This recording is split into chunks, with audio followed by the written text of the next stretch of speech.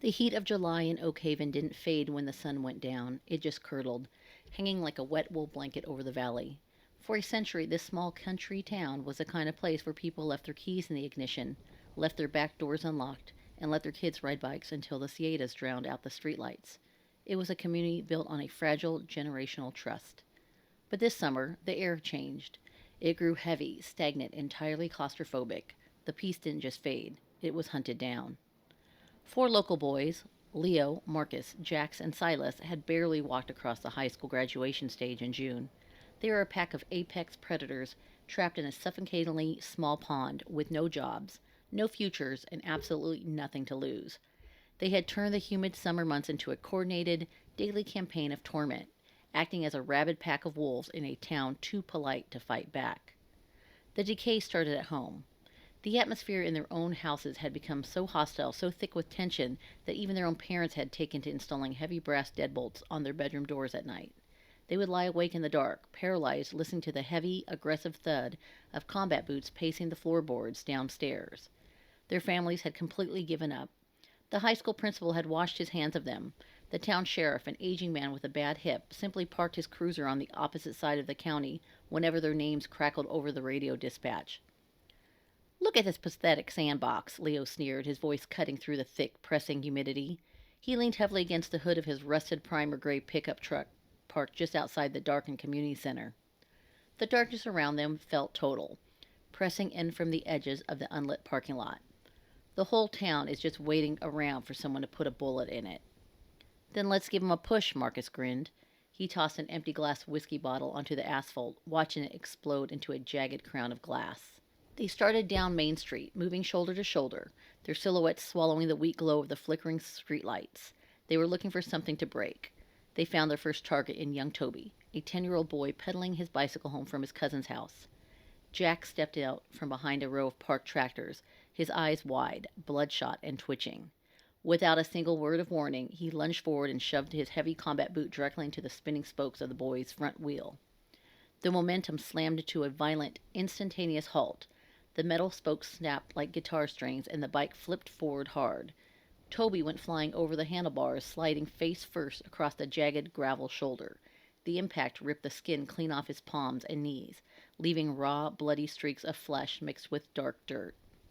As Toby sobbed in the dark, clutching his broken hands, Silas snatched the crumpled bicycle. He lifted it high over his massive shoulders and smashed it repeatedly against a steel telephone pole until the metal frame buckled and warped into overlapping iron rings. They laughed at the boy's frantic tears, leaving him bleeding in the pitch blackness. 20 minutes later, they passed the porch of 82-year-old Mrs. Gable. She was sitting in her rocking chair, gasping for oxygen in the suffocating heat.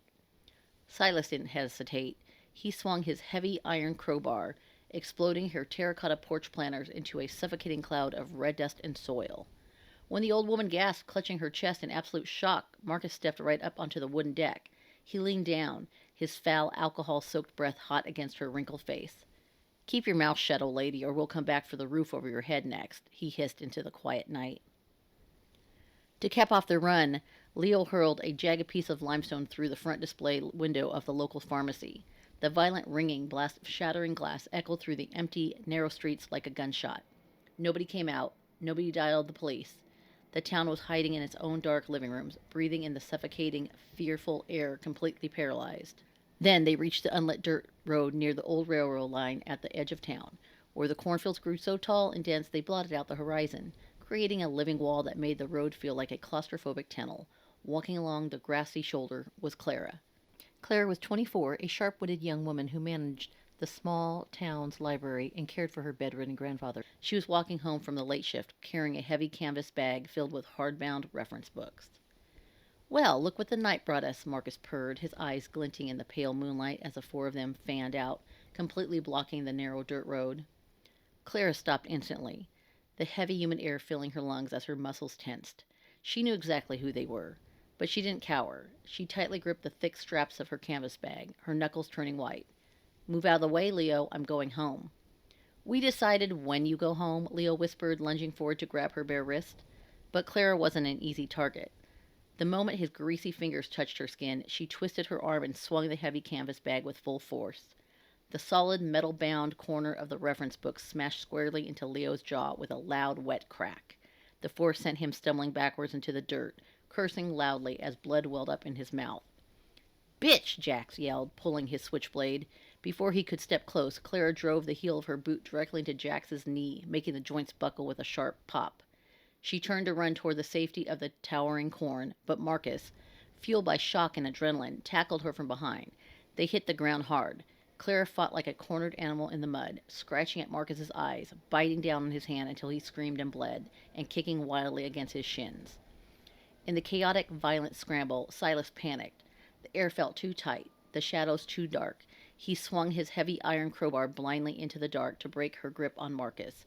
The solid iron bar struck Clara squarely across the lower spine with a sickening, heavy thud. A sharp, breathless cry escaped Clara's lips before she collapsed into the grass. The frantic scuffling stopped instantly. The only sound left were the suffocating buzzing of the cicadas in the nearby trees and the ragged, heavy breathing of the four boys. Clara tried to push herself up, her fingers clawing desperately at the dirt, but her legs refused to respond. A terrifying, dead numbness had instantly consumed her from the waist down. Tears of pain and sheer panic welled in her eyes as she looked up at them, entirely trapped in the dark.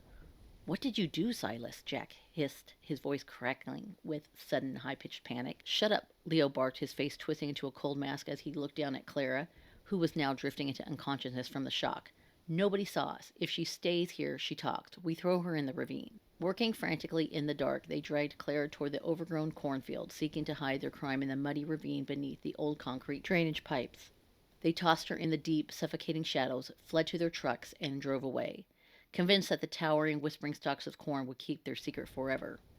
They thought she was left to die completely alone, but from the dense, tangled briars on the opposite side of the ditch, a pair of wide, unblinking amber eyes had watched every single second.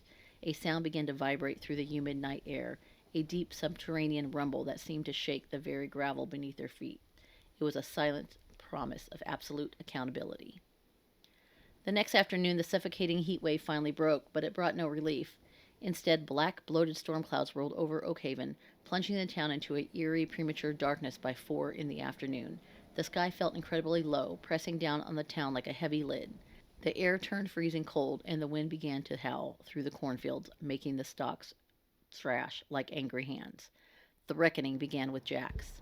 He was in the backyard, frantically trying to secure a heavy canvas tarp over his dirt bike before the torrential downpour hit. The wind was whipping the tarp out of his hands, making a loud snapping sound that echoed in the narrow space between his house and the tree line. Suddenly, Jax felt a sharp chill prickle at the back of his neck. The snapping of the canvas stopped. The air grew impossibly thick. Standing at the edge of the tree line, barely 10 feet away, was a massive shifting shadow. Jack's throat went completely dry. He couldn't see a face, but he could feel a pair of heavy, unseen eyes boring directly into his chest, trapping him in place. He grabbed a heavy metal wrench from his toolbox, shouting into the wind to mask his fear. "Who's there? Get the hell off my property." The shadow didn't speak. It moved with an impossible, fluid speed, closing the distance in a heartbeat. Panic took complete control of Jack's limbs, making the yard feel like a cage. He dropped the wrench and bolted blindly toward the woods, running as fast as his legs could carry him into the dark briars. He could hear heavy, relentless footsteps right behind him, snapping branches and crushing the undergrowth with terrifying claustrophobic power. Jax didn't look back. He ran blindly through the blinding rain until he reached the steep, jagged bank of the Oakhaven Creek, which was already swollen and roaring from the storm. He tried to halt his momentum, but his boots slipped on the slick mud. The ground gave way beneath him. Jax tumbled backward down the rocky 15-foot drop, his head striking a boulder before he splashed into the churning, muddy current. The violent waters swept him under instantly. He thrashed, trying to break the surface, but a massive dark shape appeared in the water directly above him, blocking his path to the air, pushing him down into the crushing depths until his lungs filled with black water. Jax was lost to the dark creek, his body dragged under the tangled roots of the riverbank. Word spread quickly by nightfall that Jax had vanished, his unfinished work left out in the rain. By 9 o'clock, the storm rolled into a full deluge, wiping out the town's power grid. Oakhaven went pitch black, the shadows wrapping around the houses like a shroud. Silas was walking down the isolated gravel road towards his house, his hand white-knuckled around his iron crowbar. The darkness was absolute. The tree branches overhead formed a tight, suffocating canopy that blocked out the sky. The wind was so loud it sounded like a roaring engine, trapping him in his own head. Every flash of lightning revealed fleeting, terrifying shapes in the sheets of rain.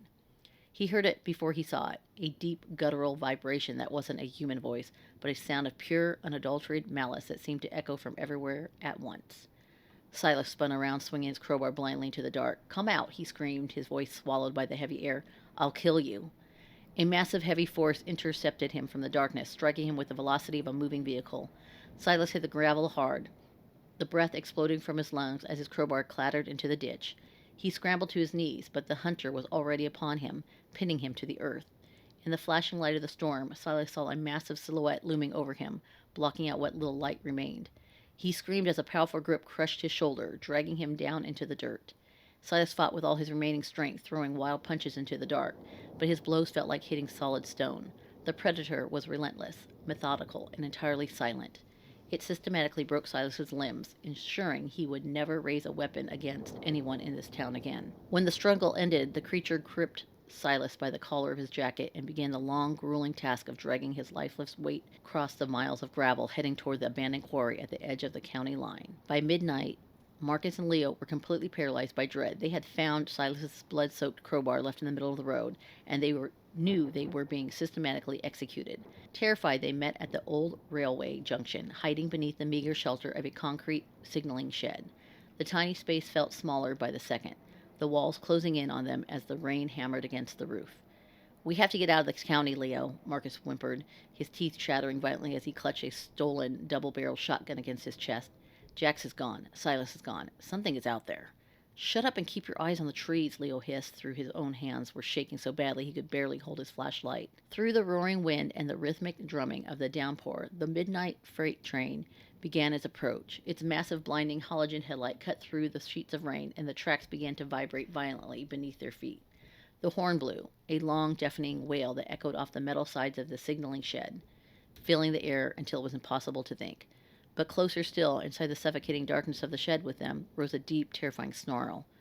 Marcus panicked. The sound was right behind them, trapping them in the corner. He turned and fired both barrels of the shotgun blindly into the darkness of the shed.